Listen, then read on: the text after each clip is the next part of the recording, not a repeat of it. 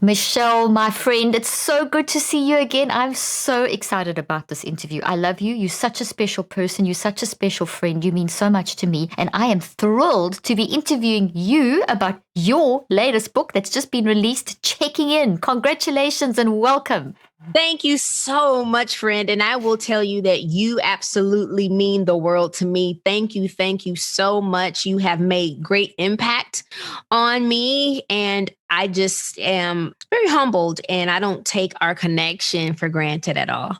Oh, and that's beautiful. I feel the same. You just from the first time we connected and did a live and did our 21-day detox together and done so many things since then. We talk so much. When Michelle and I get going, I have to warn you all, we don't stop. So we have to be very disciplined. We can get going and we can talk. But Michelle has been such an inspiration to me. You are such an inspiration. I just want to tell the viewers and the listeners, we know that you're famous for being a singer and Destiny's Child, but you as a person are one of the most beautiful people. And very quickly we bonded and became close friends, and you become such a special person to me. You're such a deep person, and that's reflected in your book. So I want to just immediately launch into this beautiful book called Checking In. Why did you call it Checking In? I mean, I know I've read through, so I know why, but I want to hear from you, and I want the listeners, because that's such an important concept. Oh, gosh. Well, I named it Checking In because there is history of me checking in. I had to check in 2018 into a mental health facility. I voluntarily checked myself in. And, at that time, it was embarrassing. It was humiliating. But at the same time, it took great courage and strength. And so I just wanted to encourage people, to take the power. I wanted to take the power back in my story. And from that time of checking in, I really said, okay, well, what am I going to do from the moment that I checked out of the hospital? Who do I check in with? So the 3 pillars of the book: checking in with myself, checking in with others, checking in with God, in no particular order, because I noticed too, up until that moment of me checking in 2018, I kind of lost the process of checking in with those 3 pillars.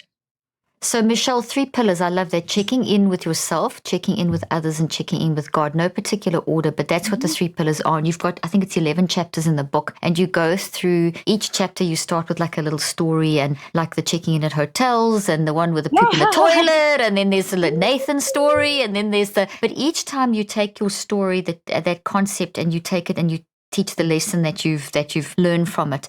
So let's start. I know your story, but not everyone knows your story. Let's start maybe, obviously 2018 was a sort of climatic point in your life where you checked yourself in, but obviously there was a whole story behind that. And that's what this book is about. And you've got the chapters leading up to that. So you start with that, but then you build up to that. So can you tell us what that is? Can you talk maybe from childhood, because you refer to childhood trauma, you talk about, and we all know that. We all know childhood trauma plays a role. So we all know there's roles of that in our lives and so on, but you explain it so beautifully. So where would you like to begin? Begin at the beginning, or begin in the middle, or wherever you like, and let it flow. Well, tell us your story. Flop from 7th grade to me being 7 years old. But, I will say, starting in the 7th grade, I kind of noticed something was a little bit different about how I was feeling.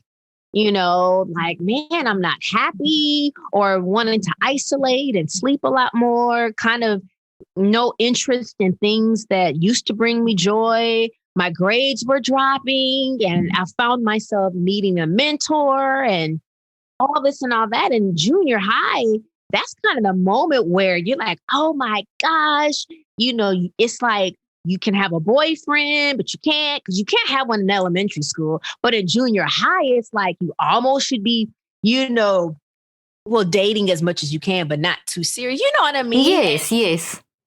Going go-kart riding, playing sports with your friends. And but I was raised in church. So a lot of my activities with my friends were church or faith-based. Are times where you should be excited about going to the movies and all that stuff with your friends. And here I am just feeling so low, but I didn't have a name for it. And so I go from the 7th grade up until about my 30s without a diagnosis of figuring out what's going on. But from the 7th grade on, we'll fast forward to the year 2000-ish, when I joined Destiny's Child. And having great success and then feeling in that moment that I know I'm, dealing with some depression. But once again, there was no diagnosis. I just said, well, maybe I'm tired. Maybe I'm just missing my family. This is a whole new world.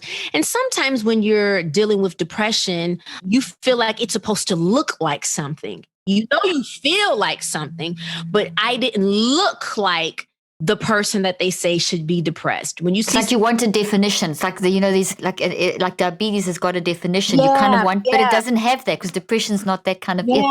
Yeah. And so I just wanted people to, and the reason why I bring that up is to let people know the music business did not make me depressed. Being in Destiny's Child and all had nothing to do with my depression. It was in there before I got into.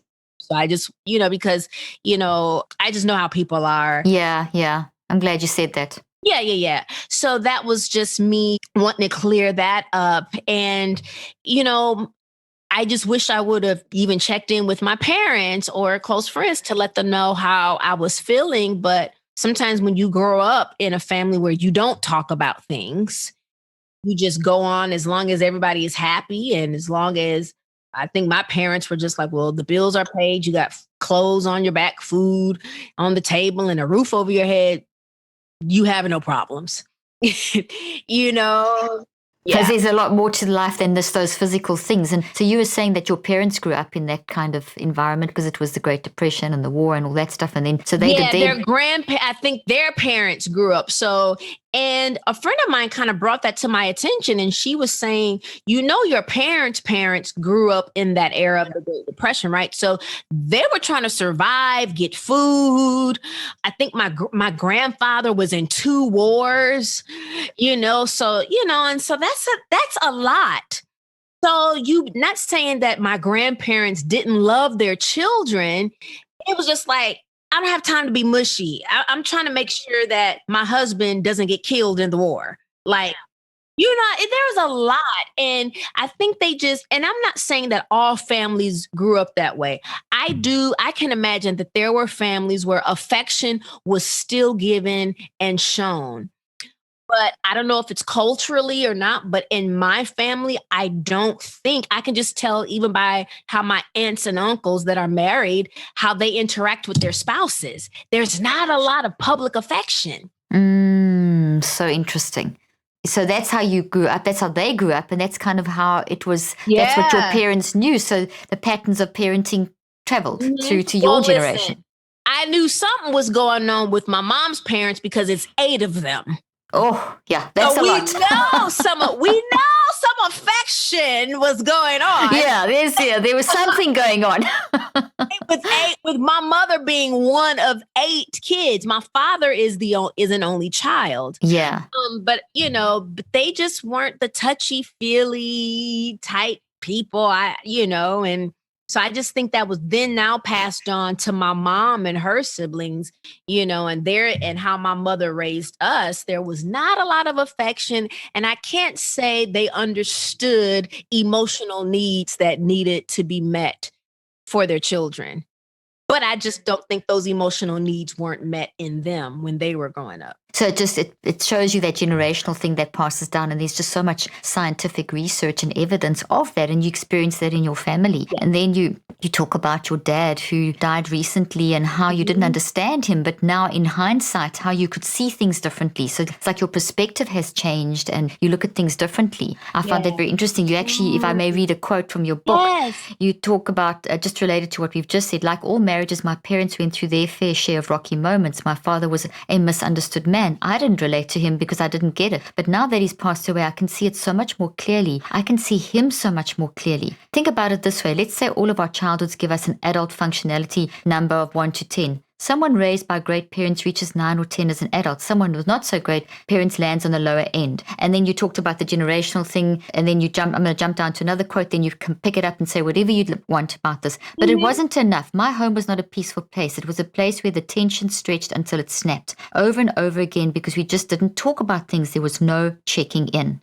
As a result, my emotional needs went unmet. I was left on my own to deal with my reactions, feelings, and worries, and I was always anxious. I mean, that's profound, and I think the reason I selected that to read, because I think that is a picture of so many people. It's such a relatable picture that it's such a real issue. And by you verbalizing this and more people talking about this, we can do something about this. We can start changing the pattern and break those patterns. Do you want to talk about that? Yeah. And, I'm able to come to those conclusions, through talking with you and to other amazing practitioners, because I'm not labeling my parents as bad. No, not at all. You understand. My mother told me, she was like, baby, we did the best that we could. And so when you talk about, like I said, what they didn't get versus, now they're having children of their own, it just, I just wish that, I had the affection or the emotional part of being with my parents, because I feel like it affects relationships today, or it used to. Now I'm able to be more vulnerable. I'm able to be transparent, because for years I went feeling like it is not safe to share your emotions. It's not safe to be vulnerable, or it's not even really cool to be transparent, for that matter. But now, as someone, I'm a 41-year-old woman, and I feel like, okay, now I understand my dad. As a man, he's probably feeling like it's not cool to be affectionate, or to, I see so many dads with their sons, they'll hug their son and kind of rough them up at the dinner table or something. And, just, showing some kind of affection, but like I said, in my household, it literally was about, we're just trying to pay these bills. And I remember times where me and my siblings, we'd huddle up and say, okay, well, when mom gets home, we're going to bum rush her with hugs. So she just could not take it. She shunned it. Maybe she just wasn't used to that. So you kind of shun it. But then she'd say, well, if you loved me, your room would be clean.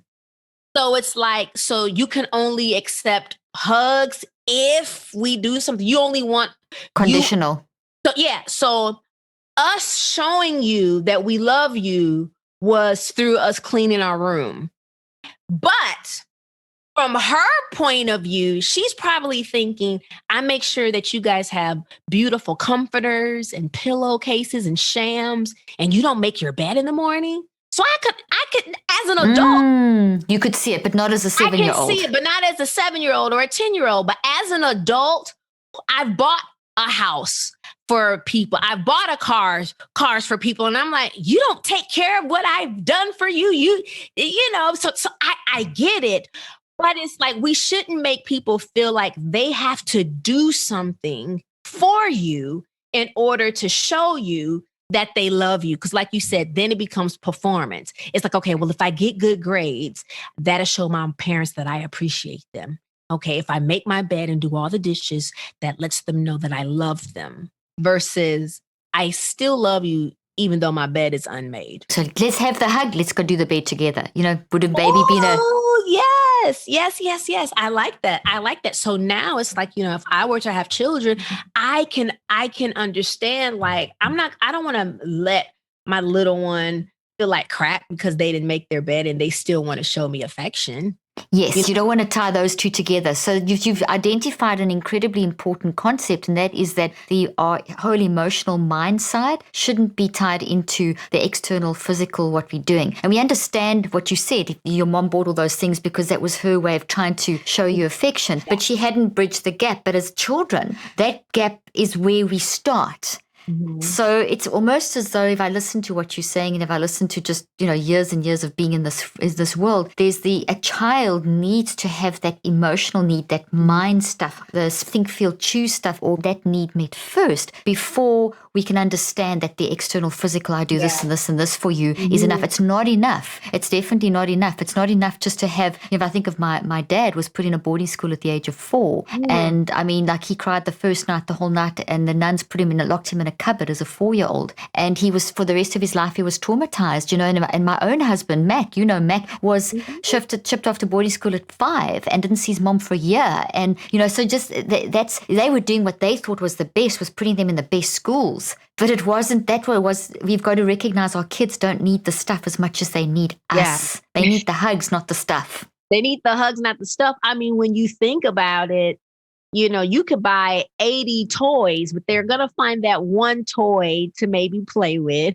But yet you're like, no, I got to get them all of this stuff. There's a documentary, and it's about children and babies, and it's about a baby in San Francisco. It's about a baby in Africa and a baby in Japan. And you'll just begin to see the babies who have less are happier.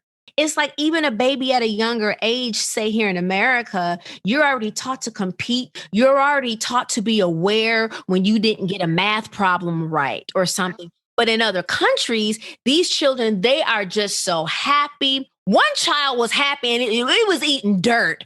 I was like, no, but the baby was happy. The baby was happy. The baby was happy. Just playing and outside, but they were showing the contrast, and so I'm now, please parents, I'm not saying, because see, I still like stuff. So yeah, it doesn't mean we don't like stuff, but it's the balance, Michelle. It's the hugs. It's like, let's hug. Let's make your bed. It's that hug, then make the bed together. So there's nothing wrong with the stuff, but it's the order of priority, and it's the vision of a child who's growing up is needing that internal satisfied before you give the external. And they need to understand it's not conditional. It's part of. And I think that's maybe what creates tremendous trauma in a child, thinking that they have to perform to be able to get that acceptance, that most basic need of I need you and I accept you for who you are.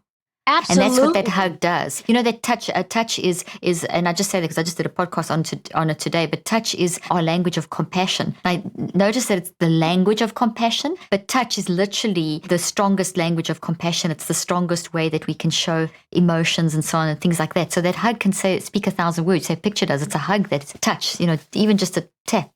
That's so amazing. So I would say, for us to, maybe check in with our children and check in with affection. If I am not mistaken, apparently a child needs about 10 hugs a day.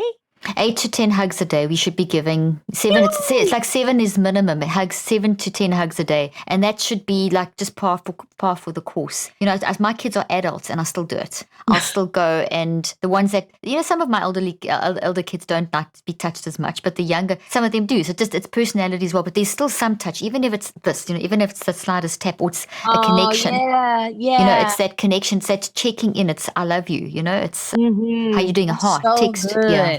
That is so good, and the crazy thing is, and then as children, as we get older, once we realize the emotional needs that, we need, it's probably our turn to show our parents, hug the parent, now that we're older, like, okay, now that my mother is older, she appreciates them more. Even though I could tell she's still a little reserved, but she welcomes them more. She says, I love you more.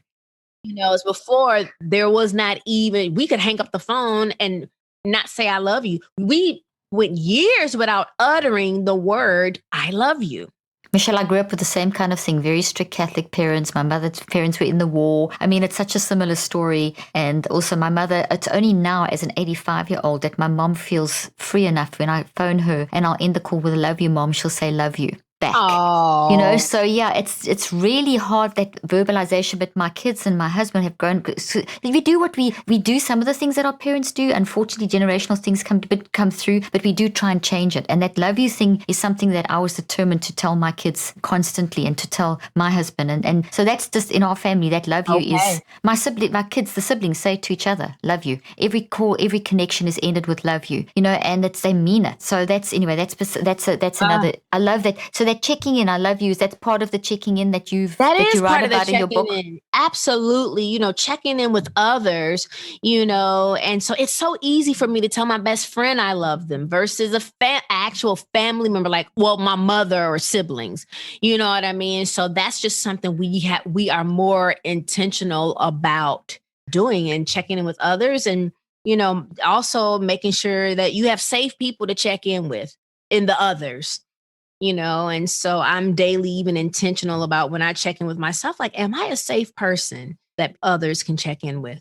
That's beautiful. I love that. Let's track back to the 7-year-old, to that time in your life where that started. Do you, at this stage now, as a 41-year-old, and you look back at your inner child of a 7-year-old, do you see where the depression was starting? Was it around this? Because depression is a symptom of an underlying cause, as you and I have discussed so many times. I want to say it was definitely, there were some rough moments in our household.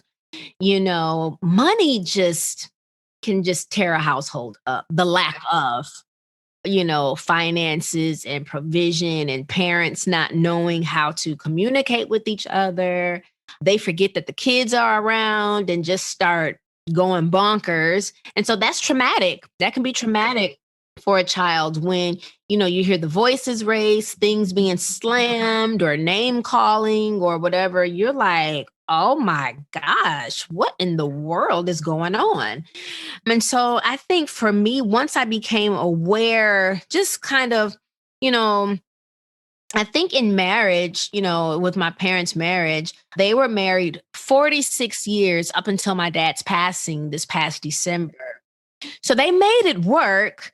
And, in the past 15 years of their marriage was just absolutely beautiful. Oh, that's wonderful. So you saw restoration in your lifetime, which is so important. Absolutely. Absolutely. So I just want to encourage people out there, even children who are maybe having a hard time forgiving their parents because maybe you felt like your parents fought too much or they didn't make the household safe and secure.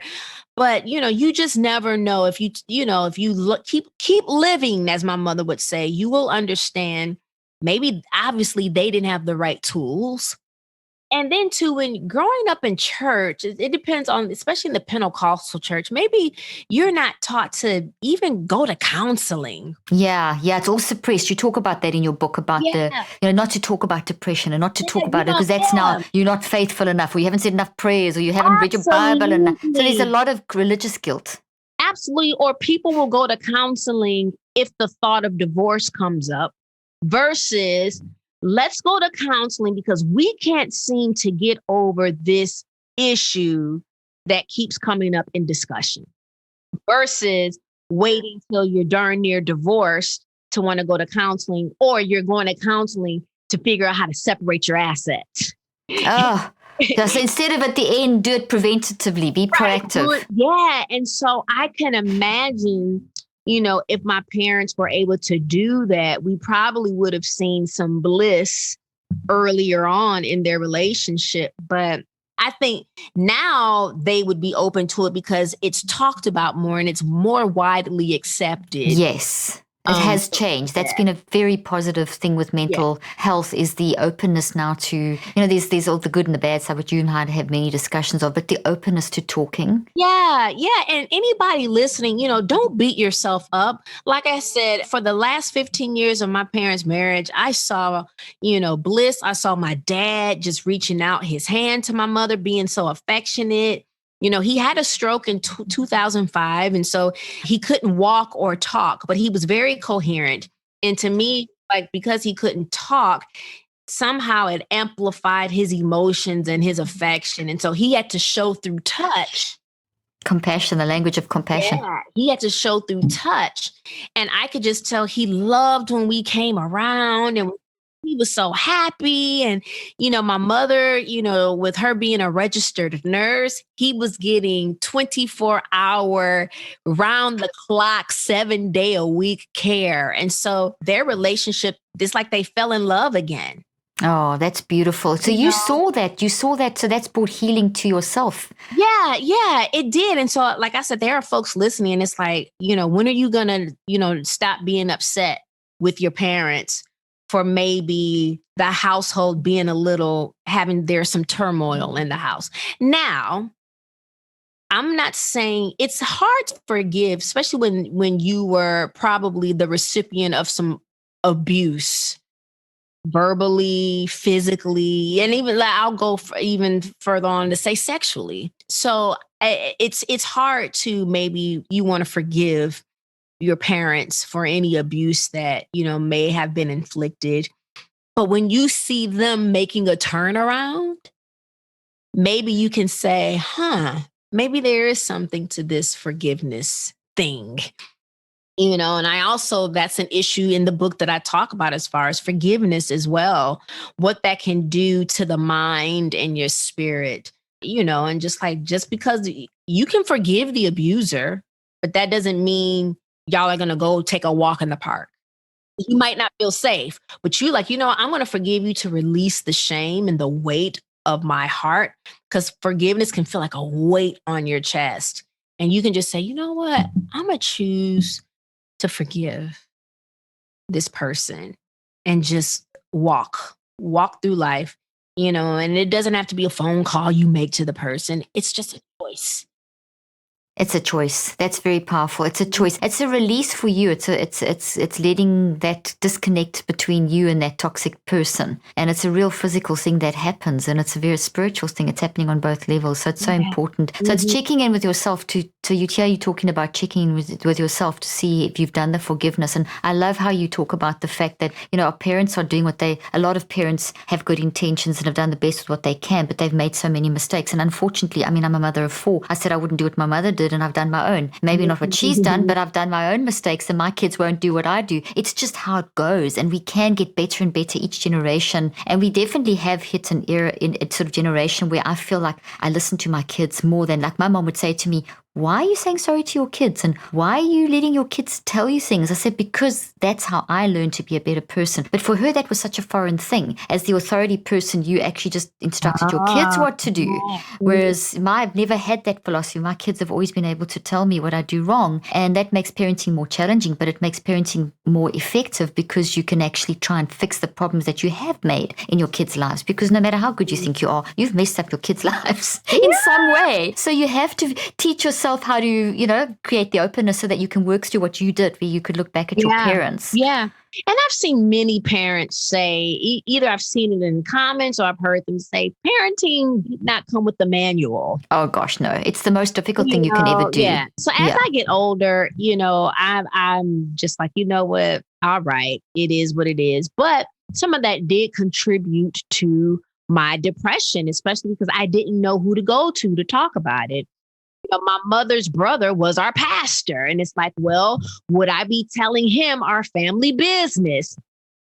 You're like, who do I go to talk to? Who do I without feeling like I'm dishonoring my parents by sharing, hey, there was an argument and it was really scary for me. So I had to hold it all in because I didn't want to bring shame to our house, especially in church. All the siblings go to the church. They're all in positions in the church.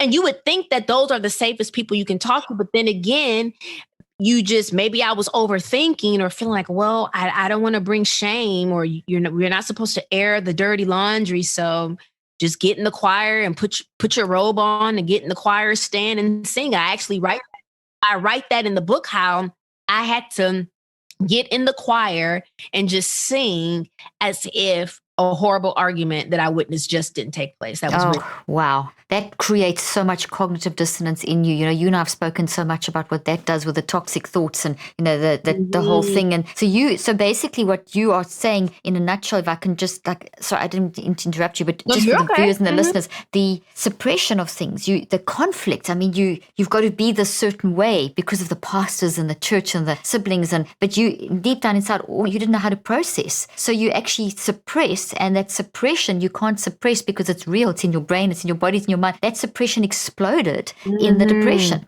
because it's a conflict, and there's that guilt. I don't want to let them down. I love my parents, but who do I talk to? And how do you know how to process something as a 7-year-old when your parents have had a fight and there's a financial issue or whatever's going on? How does a 6-year-old or a 5-year-old or 2-year-old, even 12 or 14 or 15, how do you know how to process it? You don't know how to process it. So that's just one more thing you just bury and just, and then it erupts somewhere down the line. It's volcanic in nature. Somewhere the volcano explodes. Yep. You just don't know when it's going to, but it will.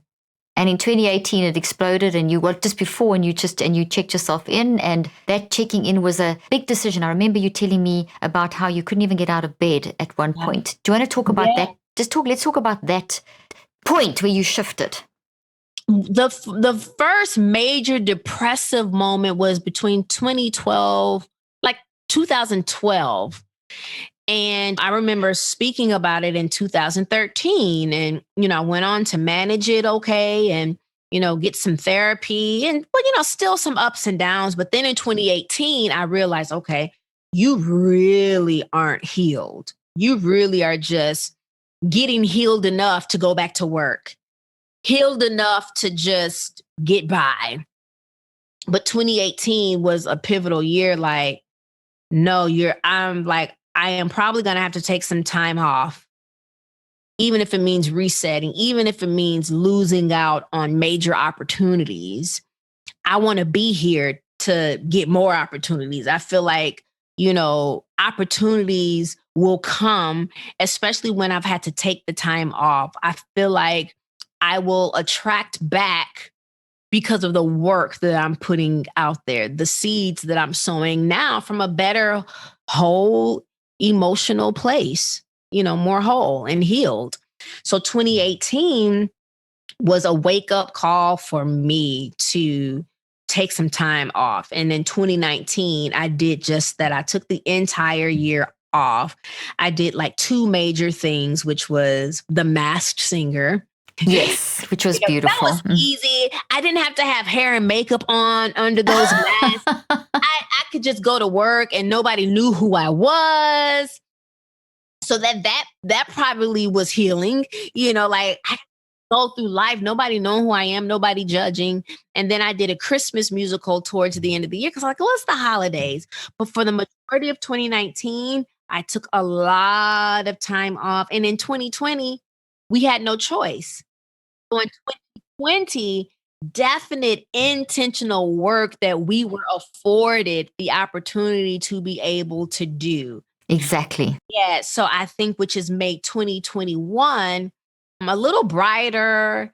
We're all kind of still unsure of what 2021 holds, but taking things a day at a time and pacing myself. And I'm like, it's looking way brighter than 2018.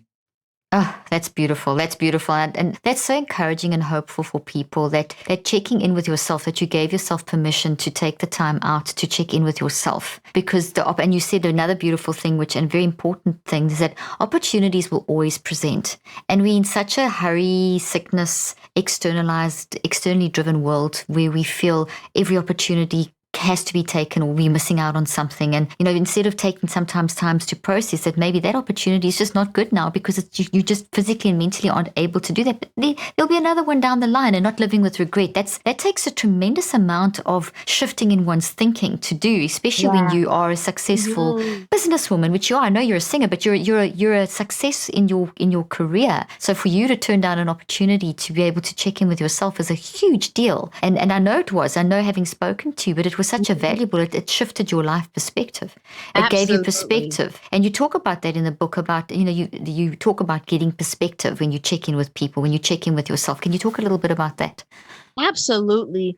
2020 forced us to really try to be a little more intentional because first of all, I'm a homebody. So when they told us lock down and stay in your houses, I was like, that's fine with me because I was home anyway. Yeah. So it was perfect. But to be more intentional about checking in with others and not being so selfish, not expecting everybody to, it's kind of like you're expecting everybody to check in with you. Like I'm waiting for my phone to ring. Well, no, sending a text to somebody, just let them know, hey, I'm thinking of you, praying for you, and keep it moving. And sometimes, people could be going through their own thing. So even if they don't respond, 9 times out of 10, they see it, but they might have been too busy to respond, or you just never know. There are many times where I was just so weak emotionally that I didn't have the strength to respond. But you appreciated the text. But I appreciated the text. So to anybody out there as well, whether you're the recipient of the text, don't feel forced to have to respond to every message. But when you can, just say, oh my gosh, even a week or two later, I'm so sorry. I was whatever, but thank you. I saw your message, and vice versa to the person sending the text message or the phone call and somebody doesn't respond.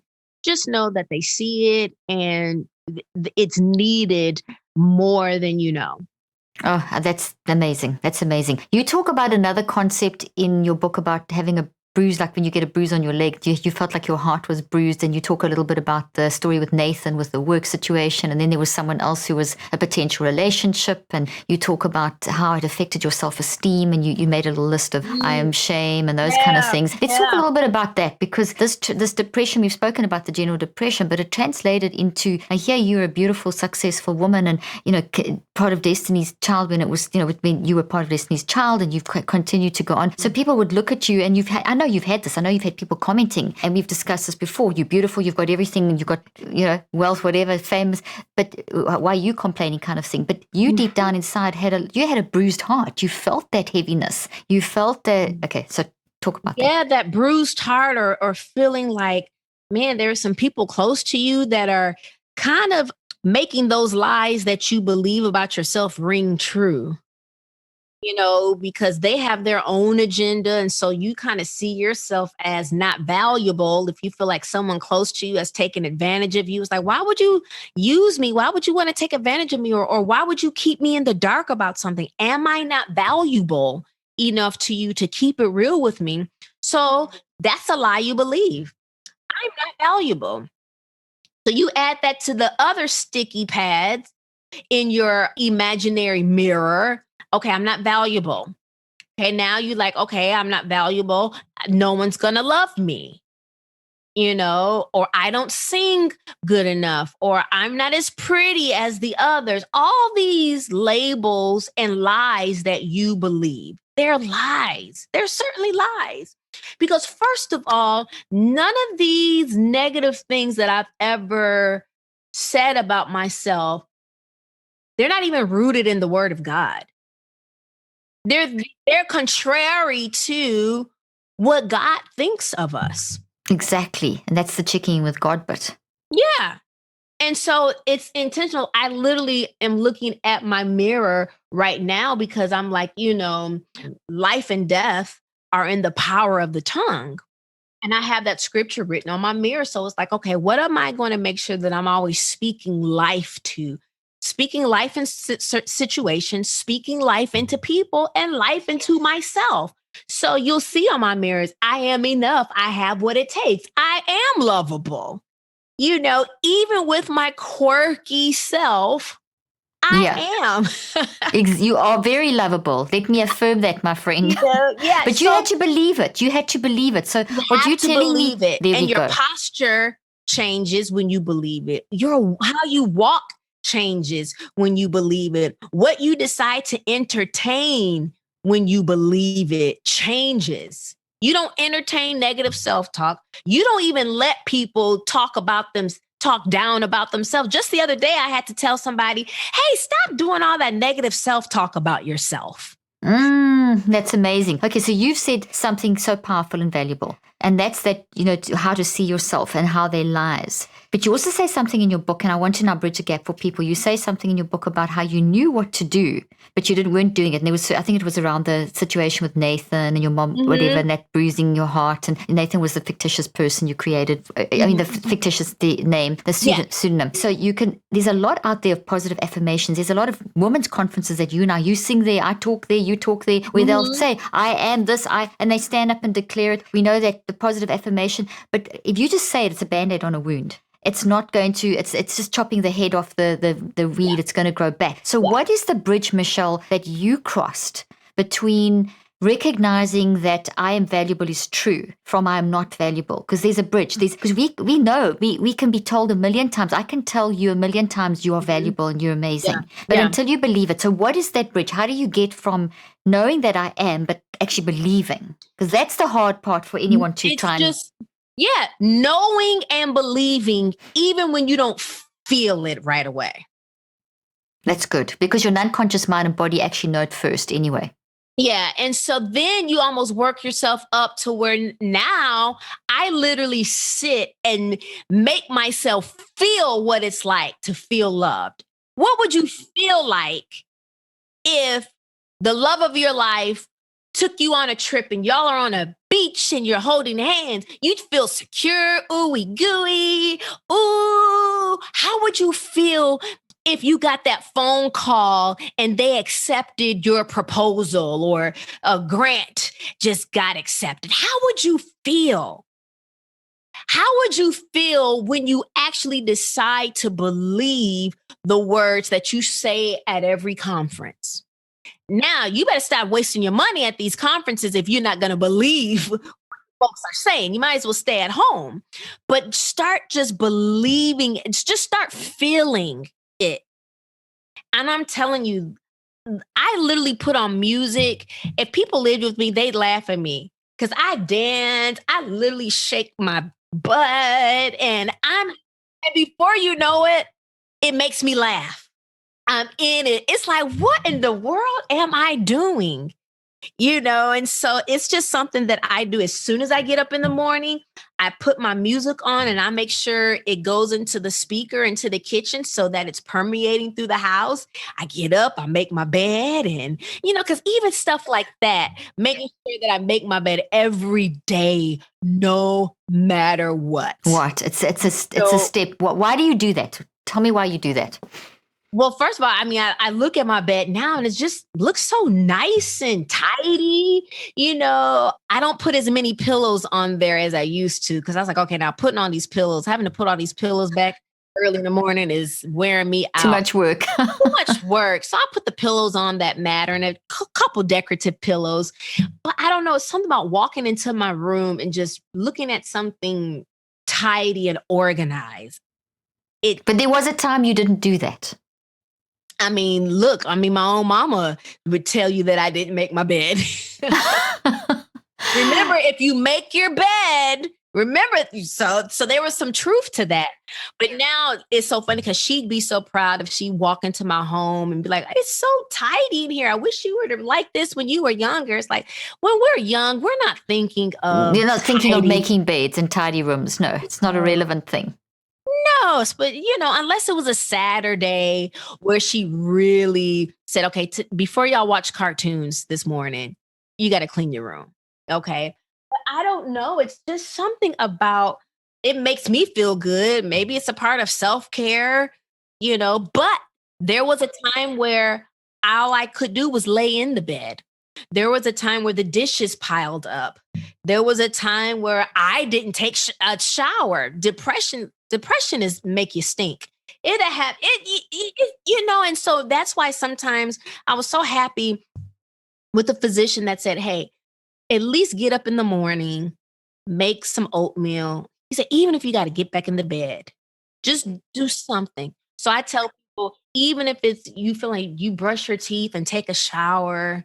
My mother always made us feel like showers make everything better. Like, Mom, I have a concussion. Oh, take a shower. The universal remedy. The universal remedy. But I tell people, even if all you can do is take a shower, put some moisturizer on, and crawl back into the bed, do something. I'm not telling you to go try to conquer the world, but just certain things that you can do. And before you know it, one step at a time.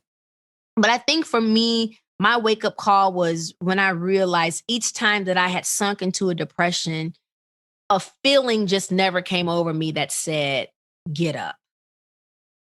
If it was up to us, we'd all just want to lay down for the rest of our day. But there are times where you're not going to feel like it. But it's in the doing that you're like, oh, I love working out now.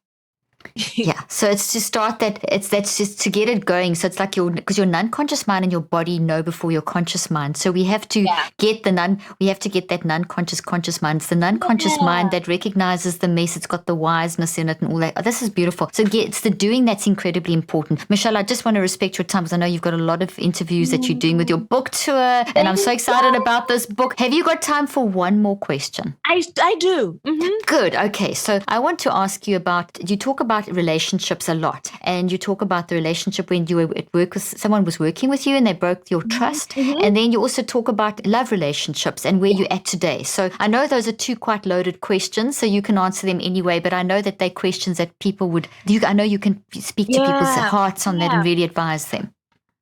You know what? When I look back at relationships that I've been in, it really is a testament to who I thought of myself to be.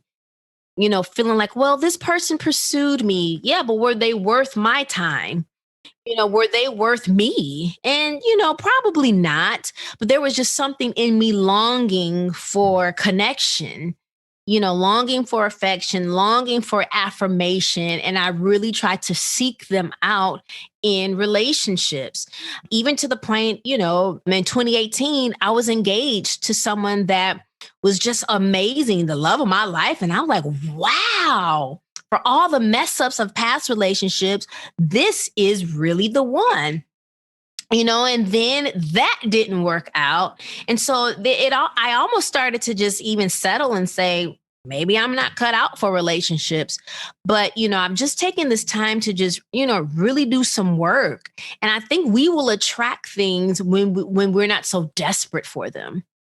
Because when you're desperate for a relationship, desperate for love, you'll choose out of a deficit, you know? That's so good. That's incredible. And when someone's broken your trust, like in a work relationship or something, because I know you've been through a couple of things like that. Yeah. How do you? Yeah, that thing with the work relationship, and that was so hard for me to even let that person go, because I still have some dealings with that person from time to time. But we have made up. We got understanding, because sometimes you have to get down to the root of why a person makes certain choices. This person was feeling like they weren't at a place in their career that they wanted to be. So they felt like, let me sneak and do something on the side. You know what I mean? And so it's like, it's been years since I have, forgiven that person, especially when you're able to have an adult conversation and just get to the why. Why did you do this? Or why did I respond in the way that I responded? Because I was really upset at this person for just kind of betraying my trust. But God had a way of exposing that thing. It was actually quite hilarious now that I think about it. Like, so how I found out of how this person betrayed my trust is in the book. Yes, and they can get you exactly. I would just say, you guys go to checkinginbook.com. Yeah. And get the book. And I want to say where can people get hold of you, Michelle? Where can they get the book? And tell us about all of that. I can be found on Instagram, just simply at Michelle Williams, or Facebook.com/Michelle Williams. And then the website, checkinginbook.com. And it'll give you all the links to my book. You'll get some downloadable affirmations, because like I said, I speak affirmations every single day. I just want you to check in and tell me your thoughts. And my prayer is that I just make impact, inspire, and empower.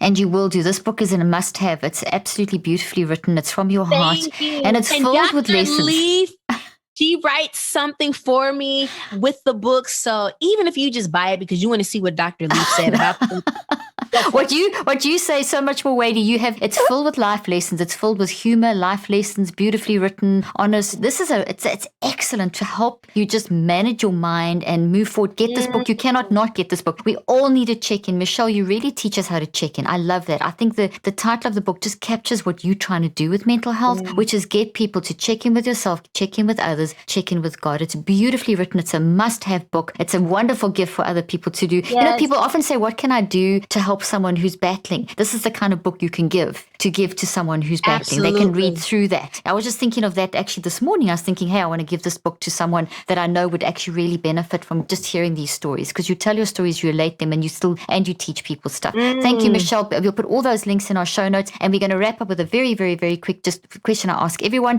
How do you clean up your mental mess? This is Cleaning Up Your Mental Mess podcast. I've got to ask that question. How do I clean up my mental mess? Is first of all, just being self-aware and realizing what is truth and what are lies. And that's one of the main things to help clean up my mental mess, and to always remember my 5 steps in the neurocycle. Oh, that's so sweet. Well, Michelle, you're just my best. I love talking to you. I never like saying goodbye, but it's never goodbye. It's au revoir till we meet again, till we talk again, and we're going to talk again soon. Thank you for giving us your pearls of wisdom. Thank you for writing this book. Thank you for being my friend. Thank you for being you. You're valuable and you're amazing. You guys, Dr. Leaf is the author of 19 books. You're I talking. got one.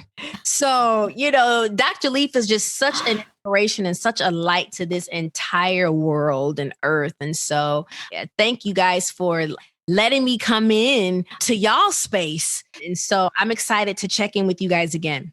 Absolutely. We've got to have you back on the podcast lots and lots and lots of times to carry on talking about all these amazing things. And you're just in such a light to everyone as well. Thank you for teaching us how to check in, my friend. And I know right now you need to check out. So thanks for joining us. And bye-bye, everyone. Don't forget to check in and check out. See you next week. Bye. Bye.